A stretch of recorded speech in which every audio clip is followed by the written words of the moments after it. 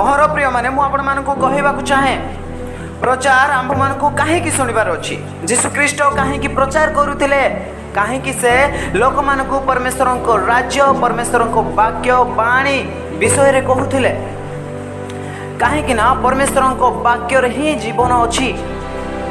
पीतर कहिथिले प्रभु तुमको छाड़ी आंबे कुआडे जीवु, जीवनर वाक्य तो तुमको पाखरे अछि।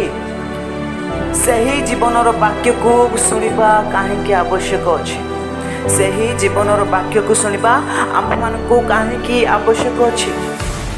काहेकि ना परमेश्वर ही आम मानक जीवन को बदलाई पारिबे। आहार आम मानक शरीर को तृप्त करिबो, किंतु परमेश्वर को वाक्य आम मानक शरीर को भी आउ आम आत्मा को भी तृप्त करिबो। एथिपाई परमेश्वर को वाक्य को सुनिबा आवश्यक अछि। एथिपाई आम मानक परमेश्वर को वाक्य को सुनिबा आवश्यक अछि।